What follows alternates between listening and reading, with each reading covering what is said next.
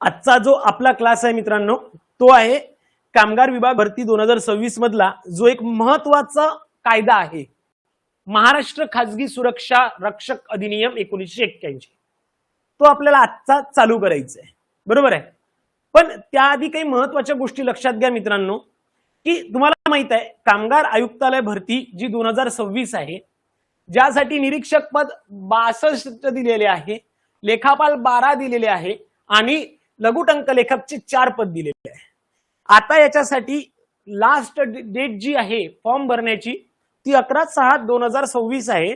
म्हणजे आजची 2 गेली, आजचा दिवस पूर्ण संपला 9, आता उरले 2च दिवस, म्हणजे 4 नाही तर हे उरले 2 दिवस. लक्षात घ्या, किती? फक्त 2 दिवस. अजूनही तुमच्यापैकी जर का कुणी फॉर्म भरले नसतील तर त्यांनी फॉर्म भरून घ्या, कारण शेवटचे 2 दिवस उरलेले आहे, 10 आणि 11. 11 तारखेनंतर फॉर्म भरता येणार नाही. त्यामुळे ज्या विद्यार्थ्यांनी फॉर्म भरले नसतील किंवा ज्यांचा फॉर्म फिलअप होणे बाकी आहे त्यांनी फॉर्म पूर्णपणे भरून घ्या व्यवस्थित पद्धतीने. क्लिअर? त्यानंतर दुसरी अजून एक गोष्ट, आपला जो हा क्लास आहे कामगार विभाग भरती 2026 चा, ज्यामध्ये पूर्ण 52 कायदे दिलेले आहे. 52 स्टडी करण्याची गरज नाहीये, 52 पूर्ण शिकण्याची गरज नाहीये, पण तरीही मोस्ट ऑफ द ऍक्ट तुम्हाला करावे लागतील. ते आपण फ्री ऑफ कॉस्ट आपल्या या लाईव्ह क्लासमध्ये देणार आहोत. हा क्लास फक्त तुम्हाला लाईव्ह बघता येणार आहे. लाईव्ह बघणं झाल्यानंतर हा पूर्णपणे रेकॉर्डेड फॉर्म मध्ये जर बघायचा असेल किंवा तुम्हाला 2, 3, 4, 10, 20, 50 वेळा जर का तो क्लास रिपीट बघायचा असेल तर त्यासाठी तुम्हाला मग 2199 रुपयाचा आपला क्लास घ्यावा लागेल. क्लिअर? एक लक्षात घ्या, हा क्लास खाली दिलेल्या डिस्क्रिप्शन लिंक मध्ये तुम्हाला मिळून जाईल. त्यामुळे ज्या विद्यार्थ्यांना हा घ्यायचा असेल, म्हणजे लाईव्ह बघणं शक्य होत नाही, त्यांना हा क्लास 2199 मध्ये आपल्या ऍपवर अवेलेबल करून दिलेला आहे. क्लिअर? पुन्हा आपलं शिकवणं असं आहे, तुम्हालाही माहित आहे की एकदाच शिकायचंय, पुन्हा पुन्हा शिकायची गरज पडणार नाही. पुन्हा एकदा सांगतोय, फ्री ऑफ कॉस्ट लाईव्ह बघत असतील किंवा रेकॉर्डेड घेतला असेल, नोट्स वाचून काहीच होणार नाही. मी आधी सांगितलंय, असिस्टंट कमिशनरचा क्लास घेतला तेव्हाही सांगितलंय, आताही सांगतो, माझ्या नोट्सला आग लावायची एकदा वाचून झाल्यावर. माझ्या नोट्स वाचण्यासारख्या नसतात किंवा वाचायची गरज पडायला नको. ज्याने माझे व्हिडिओ बघितले, ज्या विद्यार्थ्याने एकदा व्हिडिओ बघितले म्हणजे 10 नोट्स वाचल्यासारखं आहे. क्लिअर? एवढं सिंपल आणि सोप्या भाषेत आपण सांगतोय. त्यामुळे व्यवस्थित पद्धतीने समजून घ्या की नेमकं मी या क्लासमध्ये काय सांगतोय. प्रत्येक गोष्टीवर फोकस करा. जसं मी तुम्हाला माथाडी कामगार कायदा 1969 व्यवस्थित पद्धतीने काय इम्पॉर्टंट आहे काय नाहीये जसं ते सांगितलं, तसंच या क्लासमध्ये सुद्धा काही इम्पॉर्टंटच सांगेल आणि महत्वाचं सांगेल. शिकवणार मी सगळंच आहे, टेन्शन घेऊ नका. सर फ्री आहे तर कसंही शिकवाल का? बिलकुल नाही. तो माझा धंदा नाही, ती माझी लायकी सुद्धा नाही की बाबा मी कसंही शिकवेल. मी तेवढं शिकवतोय, शेवटच्या विद्यार्थ्याला सुद्धा त्या डोक्यात जायला पाहिजे इझी पद्धतीने. क्लिअर? त्यामुळे एक लक्षात घ्या, खूप महत्वाचा कायदा आपण चालू करतोय किंवा बघतोय. सगळ्यात महत्वाची गोष्ट म्हणजे काय, आजपासून जो आपण महाराष्ट्र खाजगी सुरक्षा रक्षक म्हणजे रोजगाराचे अधिनियम व कल्याण हा जो 1981च्या अंतर्गत येणारा जो कायदा आहे, जो महत्वाचा आहे, त्याचा जो अभ्यास आहे, त्याचा क्लास आहे, तो चालू करतोय. यामध्ये काय की औद्योगिकरण, ज्याला आपण इंडस्ट्रियलायझेशन म्हणतो, व्यापारी ज्याला आपण जे कमर्शियल लोक असतात किंवा कमर्शियल आस्थापनं असतील किंवा इस्टॅब्लिशमेंट आहे, यांची वाढ आणि सुरेख त्या पर्टिक्युलर सगळ्या गोष्टीची सुरक्षा याची गरज राज्यात ही सगळ्यात मोठ्या प्रमाणात भासायला लागली. यामध्ये खाजगी सुरक्षा रक्षकांची नियुक्ती केली जायला लागली. पण या सुरक्षा रक्षकांच्या रोजगाराची जी निश्चितता होती, त्यांची जी सॅलरी होती, त्यांच्या ज्या सेवा अटी होत्या, शर्ती होत्या, रूल्स रेग्युलेशन्स होते, त्यांची जी एक सामाजिक सुरक्षा होती आणि कल्याण, याबाबत सगळ्यात मोठे प्रश्न तयार झाले. म्हणजे काय, एखादा जर का सुरक्षा रक्षक असेल किंवा खाजगी सुरक्षा रक्षक असेल, त्याला जर का आज जॉब आहे तर उद्या नाहीये याची सुद्धा शाश्वती नव्हती. त्याला परफेक्ट अशी सॅलरी नव्हती की बाबा एक सॅलरी त्याला ठेवली होती की बाबा एका दिवसाच्या कामाला तुम्हाला एवढे रुपये दिले जातील, असं काही नव्हतं. त्याच्या ज्या सेवेच्या ज्या अटी होत्या, शर्ती होत्या, रूल्स होते, रेग्युलेशन्स होते, याला कुठेही निश्चितता नव्हती किंवा याला कुठेही परमनंट असं स्वरूप नव्हतं. आणि त्याची जी सामाजिक सुरक्षा होती, म्हणजे त्याने लोकांची सुरक्षा करायची, त्याने लोकांच्या इंडस्ट्रियलायझेशन हबची सुरक्षा करायची, त्याने लोकांच्या आस्थापनेची सुरक्षा करायची, आणि त्याच्या सामाजिक सुरक्षेचा प्रश्न आला त्यावेळेला सगळ्यात मोठा प्रॉब्लेम तयार होत होता. तो म्हणजेच काय की त्याचं कल्याण कुठे होते, कुठेच नाही. मग अशा मोठमोठ्या समस्या तयार व्हायला लागल्या आणि या समस्या दूर करून त्या सुरक्षा रक्षकांना संघटित संरक्षण देण्यासाठी महाराष्ट्र राज्य सरकारने महाराष्ट्र खासगी सुरक्षा रक्षक रोजगाराचे नियमन व कल्याण अधिनियम 1981 लागू केला. या कायद्याच्या अंतर्गत मुख्य उद्देश काय, जे खासगी सुरक्षा रक्षक असतील त्यांचे जे रोजगाराचे नियमन आहे ते करणं, त्यांच्या ज्या सेवा अटी शर्ती रूल्स रेग्युलेशन असेल त्यांना सुधारवणं, त्यासोबतच त्यांच्यासाठी नव्या नव्या कल्याणकारी योजना स्कीम्स चालू करणं, लागू करणं, हे याचं बेसिक काय होतं, ऑब्जेक्टिव्ह होतं. त्यामध्ये जे काही कारखान्यामध्ये किंवा मोठमोठ्या आस्थापनांमध्ये जे कार्यरत असलेले जे रक्षक होते ह्या सर्वांना हे लागू होते. आता हे लागू कुठं होते, कसं होते, काय होते, हे आपण आपल्या ऍक्टच्या अंतर्गत बघणार आहोतच. ह्या संपूर्ण कायद्यात किंवा अभ्यासात आपल्याला काय स्टडी करायचंय, तर त्याचं काय ऑब्जेक्टिव्ह होतं ते स्टडी करायचंय. डेफिनेशन्स काय आहे त्या स्टडी करायचे आहे. सुरक्षा रक्षक मंडळाची जशी रचना केली होती, जो बोर्ड स्थापन केलेलं होतं त्याची आपल्याला स्टडी करायची आहे. त्यांची नोंदणी प्रक्रिया आपल्याला माहित असायला पाहिजे. त्यांची सॅलरी, त्यांच्यासाठी कोणत्या कोणत्या स्कीम योजना आहे, त्याची कुठली तरतूद करून ठेवलेली आहे, हे आपल्याला इथं स्टडी करायचं आहे. जे निरीक्षक, जसं की आपण माथाडी कामगार कायद्यामध्ये बघितलं तसे निरीक्षक इथे नेमले जातात, त्यांचे अधिकार काय असतात किंवा काही दंडात्मक तरतुदी या कायद्याअंतर्गत केलेल्या आहे हे आपल्याला बघायचं आहे. आणि जेवढ्या गोष्टी मी सांगितल्या ह्या सगळ्या काही महत्वाच्या आहे आपल्या एक्झामच्या पॉइंट ऑफ व्ह्यूने. लक्षात ठेवा, एवढ्या गोष्टी जर तुम्हाला माहिती असेल की बाबा इथे दंडा कोणती कोणती आहे, म्हणजे पेनॉल्टी चार्जेस वगैरे काय काय आहे हे तुम्हाला माहिती असेल, निरीक्षक जे इन्स्पेक्टर आहे त्यांचे अधिकार काय आहे, कल्याणकारी योजना कोणत्या आहे, सॅलरी कशी असते, त्यांची नोंदणी प्रक्रिया काय आहे, आणि जे सुरक्षा रक्षक आहे त्यांच्या मंडळाची स्थापना आणि काही डेफिनेशन्स, एवढं जर तुम्हाला माहित असेल तर या ऍक्टच्या बाहेरचं काही विचारल्या जाणार नाही. लक्षात आलंय का? पटकन सांगा, एवढं लक्षात आलंय का? हो की नाही? फास्ट. सर स्कूल लिव्हिंग व इन्फॉर्मेशन कोणत्या क्लासची टाकायचं आहे? रिप्ले स्कूल लिव्हिंग इन्फॉर्मेशन मलाही एकदा बघावं लागेल. स्वप्नील,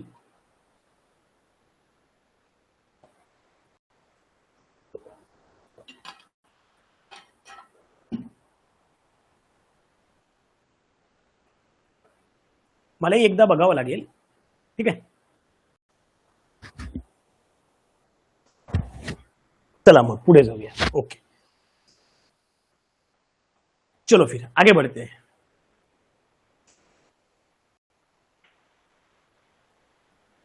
ओके, शुभम रघुवंशीने ग्रॅज्युएट लेवलची टाकली आहे. चला पुढे जाऊया. आपण जो आजपासून चालू केलेला आहे Maharashtra private security guard regulation of employment and welfare act 1981, म्हणजेच याला मराठीत म्हटलं जातं महाराष्ट्र खासगी सुरक्षा रक्षक रोजगाराचे नियमन व कल्याण अधिनियम 1981, याचा आपण आजपासून स्टडी करतोय. बरोबर आहे. आता यामध्ये काय असतं की सगळ्यात महत्वाची गोष्ट एक लक्षात घ्या की पूर्वी याच्या आधी पण बघा, याच्या आधी पण सुरुवातीला याचा काही बॅकग्राऊंड लक्षात घ्या की हा ऍक्टची गरज का बरं पडली, कुठनं आला, कसा आला, आणि मग आपण ऍक्ट चालू करतोय. ठीक आहे, टेन्शन घेऊ नका. आपण 3 दिवसात एक ऍक्ट कंप्लीट करणार आहोत. 3 खूप झालं, 4 प्रॉबॅबली आपण 3च दिवसात एक ऍक्ट कंप्लीट करतोय. ओके, छोटा असेल तर 2च दिवसात करणार आहे. ओके, ठीक आहे की, आणि खूपच जर छोटा असेल तर एका दिवसात करून टाकू, त्यामुळे टेन्शन घेऊ नका. शक्य तेवढ्या लवकर तुम्हाला मॅक्झिमम सिलेबस कंप्लीट करून देतोय. मॅक्झिमम म्हणजे पूर्ण, आणि जो काही राहिलेला असेल तो फक्त इम्पॉर्टंट टॉपिक पॉइंट ऑफ व्ह्यूने आपण करूया. पण 100% सिलेबस करून देण्याची जबाबदारी माझी. 100% सिलेबस कंप्लीट करून देणं हे माझ्याकडे राहिलं. क्लिअर. आता एक लक्षात घ्या की कंडिशन काय होती की महाराष्ट्राच्या किंवा महाराष्ट्रामध्ये किंवा आपल्या राज्यात जेवढ्याही फॅक्टरीज इस्टॅब्लिशमेंटमध्ये जे प्रायव्हेट सिक्युरिटी गार्डचे एम्प्लॉयमेंट रेग्युलेशन आणि वेलफेअर प्रोटेक्शनसाठी हा खरं तर ऍक्ट तयार करण्यात आलेला आहे. बरोबर आहे. यापूर्वी सिक्युरिटी गार्डना कोणतंही निश्चित अशी सर्व्हिस कंडिशन नव्हती. त्यामुळं काय, त्यांचे जे हित आहे किंवा त्यांचे जे लाभ आहे त्याच्यासाठी कोणत्याही पद्धतीचं प्रोटेक्शन संरक्षण या पर्टिक्युलर केसमध्ये होत नव्हतं. पण हा कायदा लागू झाला तेव्हापासून याचं संरक्षण व्हायला लागलं. आता दोन गोष्टी लक्षात ठेवायला, या दोन गोष्टी लक्षात ठेवा. हा जो अधिनियम आहे किंवा हा जो कायदा आहे, या अधिनियमाला 24 सप्टेंबर 1981 रोजी, बघा मी काय म्हणतोय, या अधिनियमाला 24 सप्टेंबर 1981 रोजी भारताच्या राष्ट्रपतींची मंजुरी मिळाली आणि तो 25 सप्टेंबर 1981 ला रोजी महाराष्ट्र शासन राजपत्रात प्रकाशित करण्यात आला. दोन्हीही तारखा लक्षात ठेवा. 24 सप्टेंबर रोजी राष्ट्रपतींची मंजुरी यासाठी मिळालेली होती आणि 25 सप्टेंबर 1981 रोजी महाराष्ट्र शासनाच्या ऑफिशियल गॅझेटमध्ये याला प्रसिद्ध करण्यात आलेलं होतं. क्लिअर. दोन्हीही तारखा तुम्हाला माहिती असणं गरजेचं आहे. 100% चान्सेस आहे यावर प्रश्न विचारला जाऊ शकतो की बाबा रे, जो खासगी सुरक्षा रक्षक अधिनियम 1981 आहे तो कधी लागू करण्यात आला, तर कधी लागू करण्यात आला, 25 सप्टेंबर 1981. याला मंजुरी कधी मिळाली, 24 सप्टेंबर 1981. म्हणजे एकाच दिवसाचा फरक तुम्हाला लक्षात राहील. क्लिअर. 24 तारीख 25 तारीख, आदल्या दिवशी साईन, दुसऱ्या दिवशी ऑफिशियल गॅझेटमध्ये त्याला पब्लिश केलं. क्लिअर. दोन्हीही तारखा लक्षात असू द्या. पुढे काय म्हटलंय, याची गरज का बरं पडली.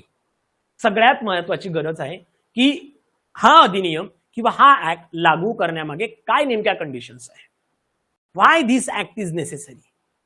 तर तुम्हालाही माहित आहे, हा ऍक्ट येण्याच्या पूर्वी जे प्रायव्हेट सिक्युरिटी गार्ड्स होते यांना अनेक प्रॉब्लेम होते किंवा खूप साऱ्या कंडिशनचा सामना करावा लागत होता. खूप साऱ्या कंडिशन्स होत्या, जसं की एम्प्लॉयमेंटमध्ये इरेग्युलॅरिटी होती. आज काम भेटलं उद्या मिळेल याची गॅरंटी नाही. हेच आपण आपल्या माथाडी कामगार कायद्यामध्ये सुद्धा बघितलं होतं. दुसरी गोष्ट, कमी वेतन, लो वेजेस. ओके, पहिली. दुसरी, कमी वेतन, म्हणजे जेवढा मोबदला मिळायला पाहिजे होता तेवढा मोबदला मिळत नव्हता, तेवढे पैसे मिळत नव्हते. त्यानंतर नोकरीची असुरक्षितता, कंत्राटदारांकडून शोषण, एक्सप्लोटेशन बाय कॉन्ट्रॅक्टर, त्यांच्याकडनं शोषण केलं जात होतं. शोषण इन द सेन्स ऑफ 4 तासाचं काम 6 तासात करून घ्यायचे. 6 तासाची ड्युटी असेल तर 8 तास बसून ठेवायचे. 8 तास असेल तर रात्रभर थांबायला लावायचे. म्हणजेच काय, पैसे पाहिजे तर मग तू ड्युटी कर, किंवा मग ड्युटी करत नसेल तर पैसे देणार नाही, अशा पद्धतीच्या कंत्राटदारांकडून ते शोषण केलं जात होतं. कोणत्याही कल्याणकारी योजना, फॅसिलिटी, स्कीमची सोय इथे केली नव्हती. म्हणजे कल्याणकारी सुविधांचा अभाव इथे बघायला मिळत होता. म्हणजे जेवढ्या योजना असायला पाहिजे होत्या किंवा ज्या योजना त्यांना असायला पाहिजे त्या कोणत्याही योजना त्यांना दिल्या जात नव्हत्या. आणि काम करताना अतिशय घाणेरड्या अटी तिथे टाकल्या जात होत्या. बघा की खराब कामकाजाच्या अटी. बरोबर आहे. म्हणजेच काय, काम करताना अशा अटी शर्तीवर काम करावं लागत होतं किंवा अशा अटी शर्तीवर त्यांना त्या कामावर रुजू करून घेत होतं की ज्या की कोणालाही मान्य नसायला पाहिजे. अशा त्यांच्या स्वतःचे राईट्स, स्वतःचे प्रोटेक्शन करण्यासाठी कोणताही ऍक्ट नसताना त्या लोकांना या सर्व कंडिशन मधनं जावं लागलं. म्हणून काय, तर हा कायदा आणि या सरकारने काय केलंय, ह्या सर्व गोष्टींचा एक पाठपुरावा करताना महाराष्ट्र राज्याने हा ऍक्ट लागू केला. हा ऍक्ट हा लेबर वेलफेअर लेजिस्लेशन म्हणून सुद्धा ओळखला जातो.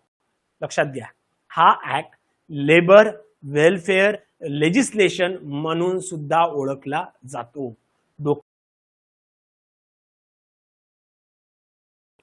पुढे काय सांगतोय बघा, याचं मेन ऑब्जेक्टिव्ह काय होतं, ओके, किंवा उद्देश काय आहे हा ऍक्ट लागू करण्यामागे, किंवा नेमकं काय आहे. तर सगळ्यात महत्वाचं म्हणजे काय, जे खाजगी सुरक्षा रक्षक होते त्यांच्या रोजगाराचं नियमन करणं, म्हणजे एम्प्लॉयमेंटमध्ये रेग्युलेशन आणणं. असं नाही की बाबा आज ड्युटी आहे उद्या नाही आहे, परवा सुट्टी आहे मग देणार नाही, मग महिन्यातले फक्त 10 दिवस जॉब भेटला, 10 दिवसाचे पैसे आले, बाकी दिवस तो घरी होता, असं व्हायला नको. त्यासाठी हा ऍक्ट लागू करण्यात आला होता. दुसरी काय, त्यांच्या सेवा अटी अधिक चांगल्या करणे, म्हणजेच काय, better service condition. Better service condition, त्या सर्व्हिस कंडिशन ज्या असतील त्या अधिक चांगल्या करता यायला पाहिजे. त्यांच्या ज्या सर्व्हिसच्या अटी आहे, त्यांच्या ज्या शर्ती आहे, ज्या शर्तीवर त्यांना रुजू करून घेतलं जातं, त्या शर्ती किंवा त्यांची जी सर्व्हिस आहे, सेवा अटी आहे, त्या खूप चांगल्या पद्धतीने बदल करून सगळ्या गोष्टी परफेक्ट करण्यात आल्या होत्या. नेक्स्ट, वेतन आणि कल्याणकारी सुविधा उपलब्ध करून देणे. थर्ड होतं, म्हणजेच काय, त्यांना ज्या वेजेस आहे, त्यांची जी रोज होता किंवा त्यांची जी मजुरी आहे, त्यांचा जो पगार आहे, सॅलरी आहे, हे सर्व व्यवस्थित पद्धतीने उपलब्ध करून देणे. वेलफेअर फॅसिलिटी ज्या आहे त्या प्रोव्हाइड करणे. जेवढ्या काही कंडिशन्स असतील किंवा योजना आहे, ज्या स्कीम्स आहे, त्या लोकांपर्यंत पोहोचवणे किंवा त्या लोकांना त्या स्कीम पर्यंत आणणे, हे ऍक्टच्या मागचं काम होतं. त्यासोबतच कामगारांचं शोषण थांबवणं, जे काही कंत्राटदार किंवा मालकांकडनं जे कामगारांचं शोषण होत होतं ते थांबवणं, आणि हे थांबवण्यासाठी सगळ्यात मोठं पाऊल म्हणजे काय, त्यांचं रक्षण करण्यासाठी मंडळाची स्थापना करणं, तिथे बोर्ड उभं करणं, हे सगळ्यात मोठं काम केलंय. तेही कसं, लीगल प्रोव्हिजन द्वारे. म्हणजेच या सर्व अटी शर्ती कायद्याच्या चौकटीत घेतल्या गेल्या, कायद्याच्या तरतुदीच्या अंतर्गत घेतल्या गेल्या. आणि या ऍक्टला मी सिंपल काय म्हणू शकतो, जर का झालं तर हा ऍक्ट एक परफेक्ट रेग्युलेशन देणारा आहे. लक्षात येत आहे. प्लस हा ऍक्ट परफेक्ट रेग्युलेशन देणारा आहे कुणाला, खाजगी कामगार, खाजगी सुरक्षा रक्षकांना. त्यासोबतच परफेक्ट एक वेलफेअर देणारा कायदा आहे, बरोबर आहे की नाही. आणि लास्टला सगळ्यात महत्वाचं म्हणजे प्रोटेक्शन प्रोव्हाइड करणारा आहे. जे रक्षक दुसऱ्याचं रक्षण करताय त्यांचं कुठेतरी प्रोटेक्शन व्हायला पाहिजे, म्हणून त्यासाठी या तिन्ही गोष्टीच्या बेसिसवर रेग्युलेशन, वेलफेअर आणि प्रोटेक्शन, बरोबर आहे की नाही. म्हणजेच काय, एक परफेक्ट सेवा शर्ती अटी, त्यांच्यासाठी कल्याणकारी योजना, आणि त्यांच्या स्वतःचं सामाजिक कल्याण व्हायला पाहिजे, संरक्षण व्हायला पाहिजे, त्यासाठी हा ऍक्ट तयार करण्यात आलेला आहे. चला, समजलंय. बघा इथे काय काय बघितलं, तर याचं बॅकग्राऊंड तुम्ही बघितलं, अधिनियम लागू करण्याची गरज काय बरं पडली ते बघितलं, आणि नियमाचा उद्देश बघितला. चला, इथपर्यंत क्लिअर असेल तर आपण आपला पहिला सेक्शन चालू करू, सेक्शन नंबर 1. चला पटकन सांगा मित्रांनो.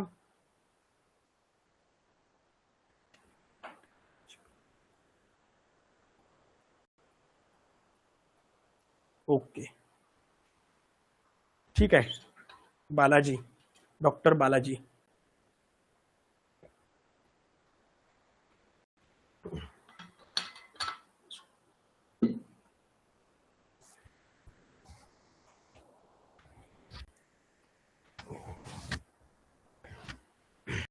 बरं मला एक सांगा, इथे किती लोक असे आहे की ज्यांना इंग्लिश आणि मराठी वेगवेगळं पाहिजे? इंग्लिशवाले किती आहे आणि मराठीवाले किती आहे? जर का सगळे मराठीवाले असेल तर मग मी तर फास्ट शिकवू शकतो, कारण मग मला पीपीटी वेगवेगळ्या करायची गरज पडत नाही. जर का सगळे मराठीवाले असतील तर मग मराठीच जर का असेल तर मग फास्ट होतं. मग एका दिवशी आपण लिहून पाठवा बरं, मराठी इंग्लिश पटपट. बघा इंग्लिशवाले पण आहे काही.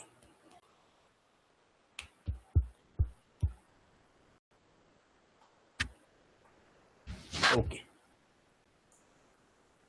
चलो ठीक आहे, इंग्लिश वाले पण आहेत. चलो फिर सेक्शन 1 काय म्हणतोय? सेक्शन 1 काय म्हणतोय, काय सांगतोय? जसं की तुम्हाला माहित आहे, कोणताही कायदा, कोणताही ऍक्ट, कोणताही अधिनियम तुम्ही घ्या, कोणताही अधिनियम घ्या, कोणताही ऍक्ट घ्या, कोणताही कायदा घ्या, त्यामध्ये एक गोष्ट कॉमन असते, म्हणजे सेक्शन 1. सेक्शन 1 मध्ये काय दिलं जात असतं, त्या ऍक्टचं शॉर्ट टायटल काय आहे, बरोबर आहे.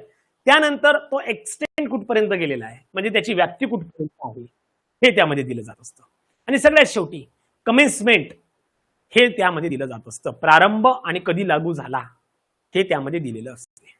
बघा, कोणताही ऍक्ट शिकताना ह्या 3 गोष्टी सेक्शन नंबर 1 मध्ये असतात आणि सेक्शन नंबर 2 मध्ये त्याच्या व्याख्या असतात किंवा डेफिनेशन असतात. हे ठरलेलं आहे, हे कुठेही गेलेलं नाही. ही काळ्या दगडावरची पांढरी रेघ आहे कोणत्याही ऍक्टच्या संदर्भात. मग इथे सुद्धा बघून घ्या, त्याचं शॉर्ट टायटल काय आहे, याचं संक्षिप्त नाव काय, महाराष्ट्र खाजगी सुरक्षा रक्षक रोजगार नियमन व कल्याण अधिनियम 1981. त्यालाच आपण इंग्लिशमध्ये काय म्हणतो, Maharashtra private security guard regulation of employment and welfare act 1981. हे नाव आहे याचं, लक्षात ठेवायचं. नाव जर का कधी कधी विचारलं तर एखादा शब्द गाळून सुद्धा विचारायचे चान्सेस असतात. म्हणजे इथे एखादा प्रायव्हेट काढून टाकला, गव्हर्नमेंट केला किंवा काहीतरी केलं ना, आपण वाचण्याच्या ओघाओघात पटकन वाचून घेतो, तर अशी चूक व्हायला नको. त्यामुळे लक्षात ठेवायचे की महाराष्ट्र प्रायव्हेट सिक्युरिटी गार्ड तर महाराष्ट्र गव्हर्नमेंट सिक्युरिटी गार्ड यामध्ये फरक असतो. क्लिअर? म्हणून नाव व्यवस्थित माहित असायला पाहिजे, तो कधी लागू झाला ते सुद्धा माहित असायला पाहिजे. 24 आणि 25 सप्टेंबर डोक्यात फिट करून ठेवा, 1981. क्लिअर? तो याची व्याप्ती कुठं आहे बघा, याची व्याप्ती काय आहे, त्याला कुठपर्यंत एक्सटेंड केलेला आहे हे आपण सेकंड मध्ये बघतोय. हा अधिनियम संपूर्ण महाराष्ट्र राज्याला लागू होतो, म्हणजेच महाराष्ट्रातील कोणत्याही भागात हा कायदा लागू करण्याची तरतूद करण्यात आलेली आहे. म्हणजे संपूर्ण महाराष्ट्रामध्ये, म्हणजे तिकडून गडचिरोली पासून निघाले तर तिकडे मग सिंधुदुर्ग कणकवली पर्यंत सगळीकडे हा कायदा जो आहे तो लागू करण्यात आलेला आहे. त्यामुळे सगळ्यात महत्वाची गोष्ट काय आहे लक्षात ठेवा, यामध्ये पूर्ण महाराष्ट्रासाठी, महाराष्ट्रातल्या सगळ्या जिल्ह्यासाठी, जिल्ह्यातल्या सगळ्या तालुक्यासाठी, तालुक्यातल्या सगळ्या नगरपंचायती, पंचायती, तो ग्रामीण एरिया, रुरल अर्बन एरिया कोणता का असू दे, सगळ्या ठिकाणी याला लागू केलेलं आहे. लक्षात आलं? म्हणजे सगळीकडे हा लागू केलेला आहे. याचा प्रारंभ कधी झाला, हा अधिनियम, हे पुन्हा एक लक्षात घ्या, महत्वाची गोष्ट आहे, सगळ्यात महत्वाचं सांगतोय, व्यवस्थित लक्षात ठेवा, लिहून ठेवा, तुमच्या शॉर्ट नोट मध्ये लिहून ठेवा. हा अधिनियम ग्रेटर बॉम्बे म्हणजे सध्याचे मुंबई आणि ठाणे जिल्ह्यात 29 जून 1981 पासून लागू झालेला मानलं जाईल असं यामध्ये क्लिअर केलेलं आहे. म्हणजे हा बाकी ठिकाणी कधी लागू झाला, 25 सप्टेंबर 1981, बरोबर आहे. आणि इथे 29 जूनला म्हणजे फक्त मुंबई, म्हणजे तेव्हाचं जे ग्रेटर मुंबई होतं, ज्यामध्ये गुजरातचा काही भाग होता, बरोबर आहे की नाही, कच्छचा काही भाग होता, असे जे काही मिळून होतं, तो जो काही ग्रेटर बॉम्बे होतं, तर तो काही म्हणजे आताचं जे मुंबई आहे तेव्हाचा जो काही पार्ट असेल, सॉरी 1981 लागून झाला, सॉरी तो गुजरातचा पार्ट तेव्हा नव्हता, सॉरी. तर ते जेव्हा जुनं जे ग्रेटर बॉम्बे, आताचं जे मुंबई आहे, तिथे 29 जून 1981 पासून हा लागू झालाय. महाराष्ट्रातील इतर भागांमध्ये हा अधिनियम कोणत्या तारखेपासून लागू करायचा हे ठरवण्याचा अधिकार राज्य शासनाला देण्यात आलेला आहे. राज्य शासन राज्यपत्रातील अधिसूचनेद्वारे संबंधित क्षेत्रासाठी लागू करण्याची तारीख निश्चित करू शकते. म्हणजेच काय, याचा अर्थ काय होत असतो की समजा असं वाटलं की महाराष्ट्र शासनाला की बाबा रे एखादं नागपूर आहे, अमरावती आहे, अमरावती जिल्ह्यासाठी काही कारणास्तव हा ऍक्ट एखादा वर्ष लेट करायचा असेल तर अधिसूचनेद्वारे ऑफिशियल गॅझेटनुसार तसं नोटिफिकेशन काढलं जातं, तशी अधिसूचना पब्लिश केली जाते, ज्यामध्ये क्लिअर मेन्शन केलं जात असतं की हा ऍक्ट या जिल्ह्यासाठी किंवा या एरियासाठी किंवा या भागासाठी या तारखेपासून लागू होईल, तोपर्यंत हा ऍक्ट लागू होणार नाही असं क्लिअर त्यामध्ये मेन्शन केलं जातं. तर त्याचे सर्व अधिकार गव्हर्नमेंट ऑफ महाराष्ट्र किंवा राज्य शासनाकडे असतात. क्लिअर? सेक्शन 1 लक्षात ठेवायचं, त्यामध्ये ही तारीख सुद्धा एक लक्षात असू द्या, शॉर्ट नोट्स मध्ये तुमच्या लिहून ठेवा. चला, सेक्शन 1 नंतर यामध्ये बाकी कोणतेही इम्पॉर्टंट नाहीये, नाही केलं तरीही चालेल. कारण काय की हे एक्सटेंड कमेन्समेंट जे आहे हे तुम्हाला कोणी आता इकडे विचारत नाही किंवा बाकी गोष्टी दिलेल्या जात नाही. लक्षात आलं? त्यानंतर अजून एक गोष्ट लक्षात घ्या, अप्लिकेशनच्या संदर्भात. ओके, एक अप्लिकेशनच्या संदर्भात काय, हा ऍक्ट अशा सिक्युरिटी गार्डना लागू होत असतो जे फॅक्टरी किंवा इस्टॅब्लिशमेंट मध्ये काम करतात, आस्थापनेत काम करतात. बघा मी काय म्हणतोय, this act applies to a person who works as a security guard in an factory or establishment. अशा व्यक्तींना लागू होतो ज्या कारखाना किंवा आस्थापनांमध्ये सुरक्षा रक्षक म्हणून काम करतात, परंतु त्या फॅक्टरी किंवा इस्टॅब्लिशमेंटचं डायरेक्ट आणि रेग्युलर एम्प्लॉईज नाही. बघा मी काय म्हटलंय, ते त्या फॅक्टरीमध्ये किंवा त्या कारखान्यामध्ये किंवा त्या आस्थापनेमध्ये ते रेग्युलर एम्प्लॉई नसायला पाहिजे, तरच हा कायदा त्यांना लागू होईल. नाहीतर काय होईल, रेग्युलर नाही म्हणजे काय रे, की सपोज टू बी एखाद्या कारखान्यात जर का तो परमनंट आहे, समजलं ना. आता तो जर का व्यक्ती तिकडे परमनंट असेल तर मग त्याला हा कायदा लागू करून काहीच अर्थ नाही, किंवा त्याला याचा फायदा देऊन म्हणजे आपलं नुकसान करून घेणार. त्यामुळे त्या एम्प्लॉईला, त्या खासगी संरक्षण रक्षकाला हा कायदा लागू होणार नाही. म्हणजेच काय, जे कॉन्ट्रॅक्टर आहे, ज्या एजन्सीज किंवा बोर्ड मार्फत नियुक्त केलेले सिक्युरिटी गार्ड असतात, तेच या ऍक्टच्या अंतर्गत येतात. लक्षात आलं. जे सिक्युरिटी गार्ड कॉन्ट्रॅक्टर, एजन्सी किंवा बोर्ड मार्फत, आता तुम्हाला माहित असेल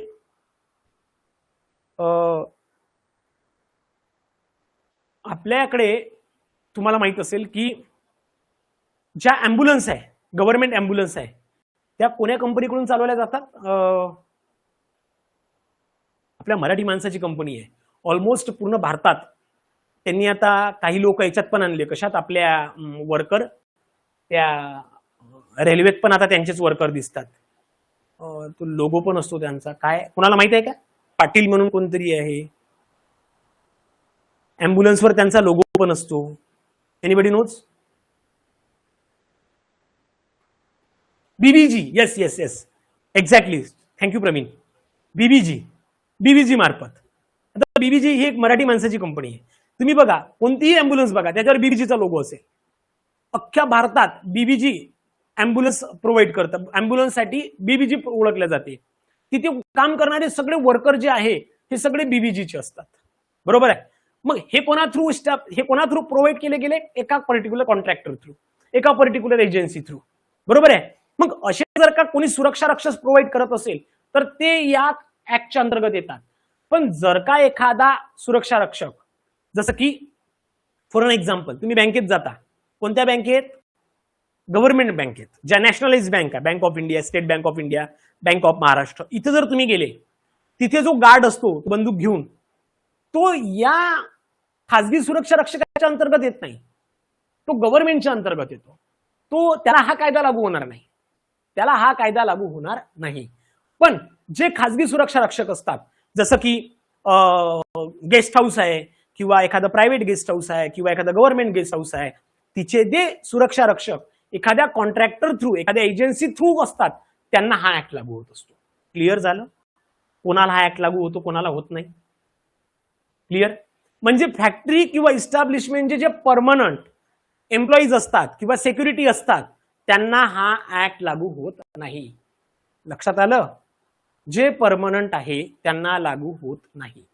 डोक्यात फिट्ट करून ठेवा.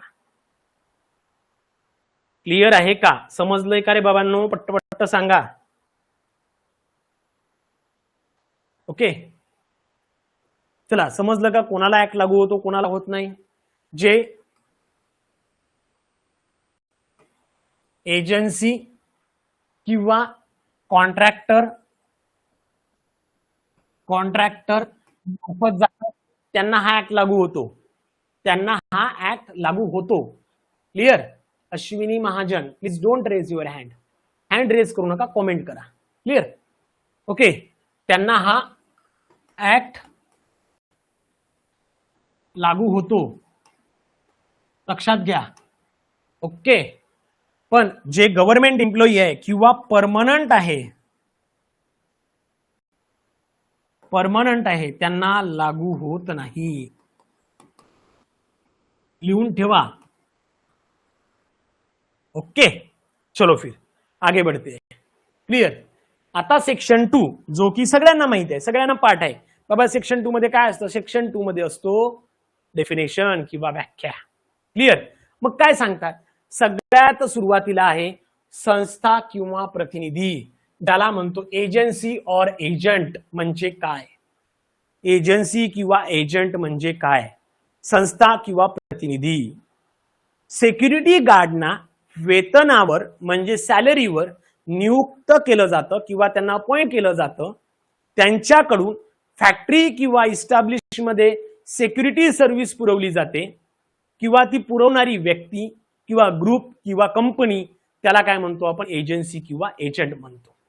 ओके. यामध्ये काही सब एजंट असतात, बोर्ड असतात, काही कॉन्ट्रॅक्टर असतात, हे सुद्धा यात येतात.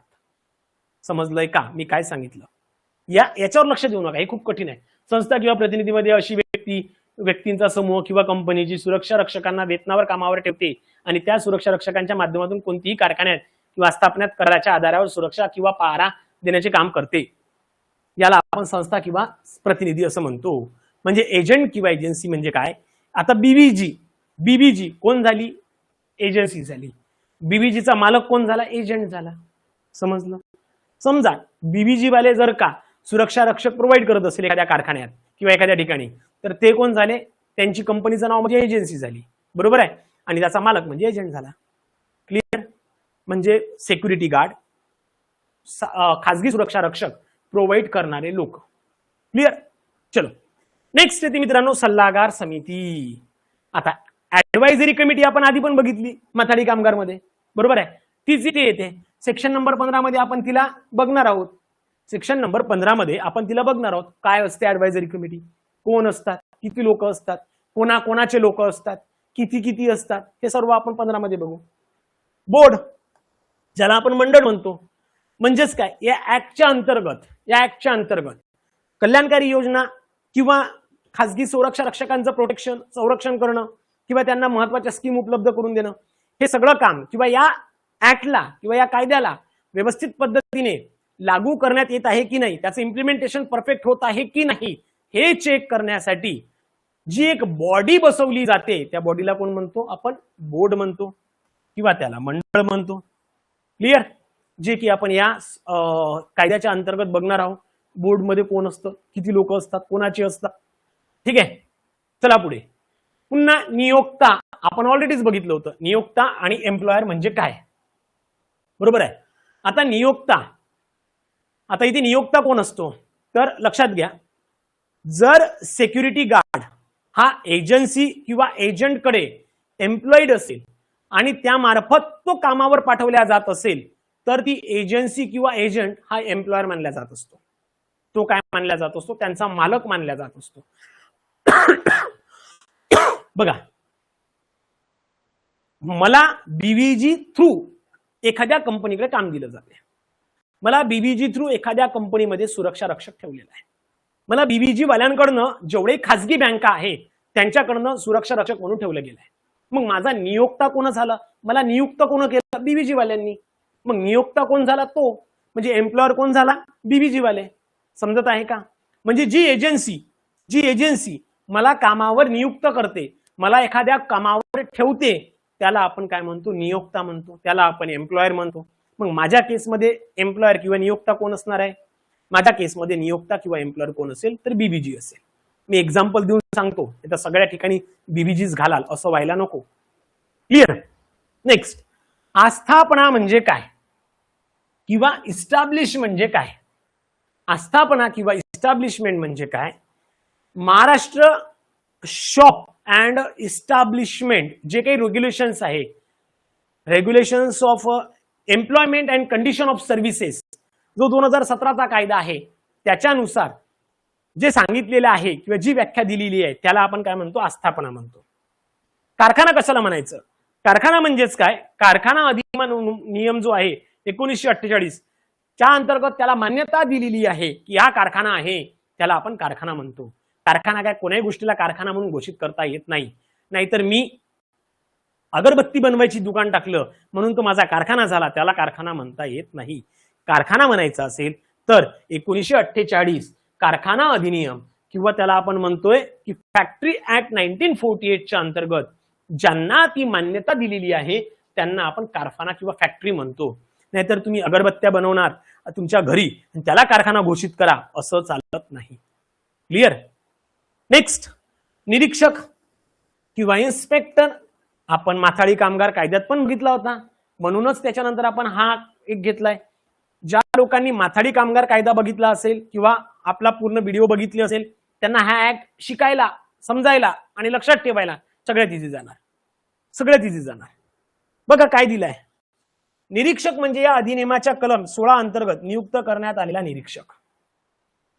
म्हणजे सेक्शन नंबर 16च्या मध्ये जो आपण व्यक्ती बघतो त्याला काय म्हणतो आपण, इन्स्पेक्टर म्हणतोय. तो 16च्या अंतर्गत आपण त्याला अपॉइंट करतो. क्लिअर. नेक्स्ट, प्रमुख नियुक्त कोणाला म्हणतात. ओके, एक होता नियुक्ता, आता दुसरा आहे प्रमुख नियुक्ता. आता लक्षात घ्या, प्रमुख नियुक्त कशाला म्हणतात. फॅक्टरी किंवा इस्टॅब्लिशमेंटच्या मॅनेजमेंटवर अंतिम फायनल नियंत्रण असलेली व्यक्ती त्यालाच म्हणतात प्रिन्सिपल एम्प्लॉयर. बघा म्हणजेच काय, एजन्सी आहे बीबीजी. बीबीजी कोण झाली, नियोक्ता झाली. बीबीजी कोण झाली, नियोक्ता. पण प्रिन्सिपल एम्प्लॉयर, मुख्य नियोक्ता कोण आहे, तर त्या कंपनीला जो व्यक्ती मॅनेज करतो, कंट्रोल करतो, तो कोण झाला, मुख्य नियोक्ता. म्हणजेच कोण, एकतर तो मॅनेजर असू शकतो, तो एखादा ऑथराइज रिप्रेझेंटेटिव्ह असू शकतो, किंवा ऍडमिनिस्ट्रेशन सांभाळणारा एखादा व्यक्ती असू शकतो. समजलं. नियोक्ता आणि मुख्य नियोक्तामध्ये काय डिफरन्स आहे. नियोक्ता म्हणजे कोण, तर एखादी कंपनी जी खासगी सुरक्षा रक्षक प्रोव्हाइड करते तिला आपण नियोक्ता म्हणतो. त्या कंपनी मार्फत त्यांना नियुक्त केल्या गेलंय. पण त्या नियुक्त जी करणारी कंपनी आहे तिला मॅनेज करणारा, कंट्रोल करणारा जो मालक असेल, जो व्यक्ती असेल, त्याला कोण म्हणतात, मुख्य नियोक्ता. क्लिअर. Principal employer. लक्षात आलं का, पटकन सांगा. चला, एम्प्लॉयर आणि प्रिन्सिपल एम्प्लॉयर मधला डिफरन्स समजला का. उद्या असं व्हायला नाही पाहिजे की सर दोन मधला डिफरन्स काय आहे.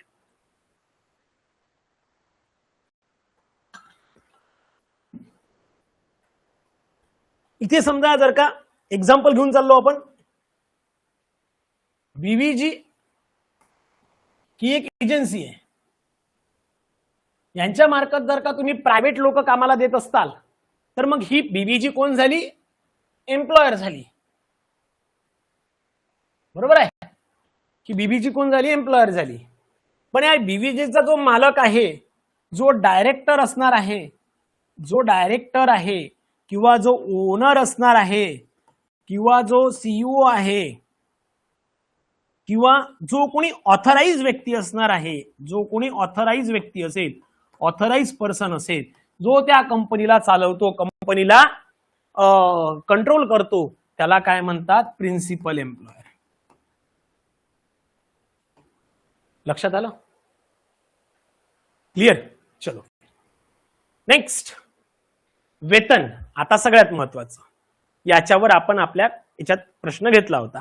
सेम इथे पण दिलेला आहे, वेतन कशाला म्हणतात. वेतन म्हणजे काय, वेतन म्हणजे काय, जो व्यक्ती किंवा जो रक्षक, सुरक्षा रक्षक, लक्षात घ्या.